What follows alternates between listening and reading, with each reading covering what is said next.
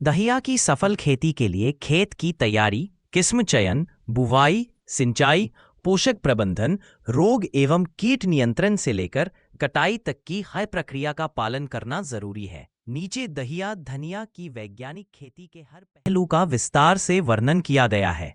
धनिया की खेती के लिए दोमट, बलुई दोमट मिट्टी सर्वोत्तम होती है, जिसका पीएच 6.5 से 7.5 के आसपास हो। वर्षा काल के बाद या रबी में बुआई से पूर्व खेत की गहरी जुताई कर लें। इसके बाद 1 से 2 बार हल्की जुताई करें और प्रति एकड़ 5 से 6 गाड़ी अच्छी सड़ी गोबर खाद मिलाएं।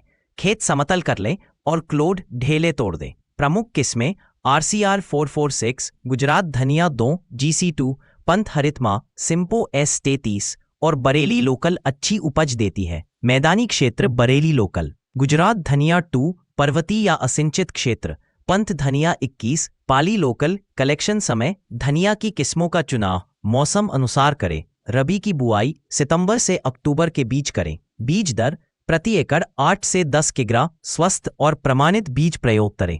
उपचार, बीज को पंक्ति में 30 से 35 सेंटीमीटर के फासले पर बोएं, 5 से 8 सेंटीमीटर गहराई तक। अंकुरन के लिए हल्की सिंचाई करें और खेत में पर्याप्त नमी रखें। अंकुरन के समय पहली सिंचाई जरूरी है। इसके बाद 25 से 30 दिनों पर सिंचाई दें।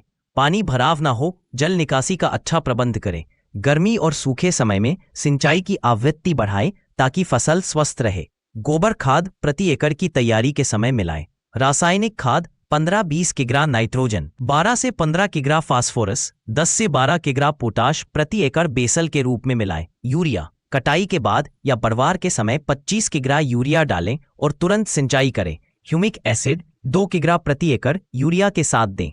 अंकुरन के 20 से 25 दिन बाद व 40 से 45 दिन बाद निराई करें ताकि खरपतवार का नियंत्रण हो सके। जैविक नियंत्रण, नीम का अर्क या जैविक कीटनाशी छिड़कें। रासायनिक नियंत्रण, आवश्यकता अनुसार फेरोमोन ट्रैप या रोग नियंत्रक दवाओं का प्रयोग करें।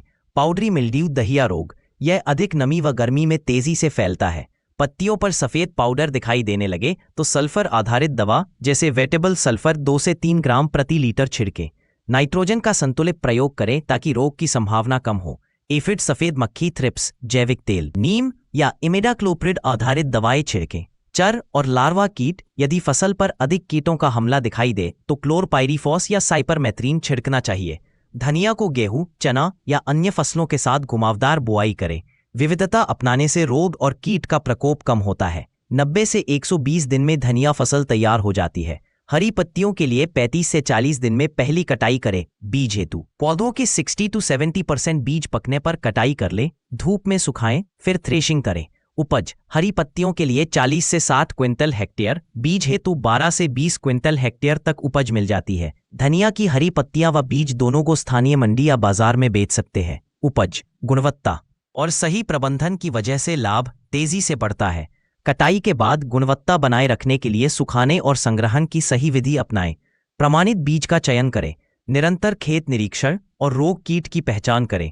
उन्नत किस्मों व आधुनिक कृषि तकनीकों का प्रयोग करें। जल निकासी और खेत की साफ सफाई अत्यंत जरूरी है। जैविक रासायनिक दवाओं का संतुलित इस्तेमाल आधुनिक खेती की सफलता की कुंजी है। इस तरह वैज्ञानिक विधियों को अपनाकर दहिया की खेती में कम लागत, अच्छी उपज और बेहतर मुनाफा प्राप्त किया जा सकता है।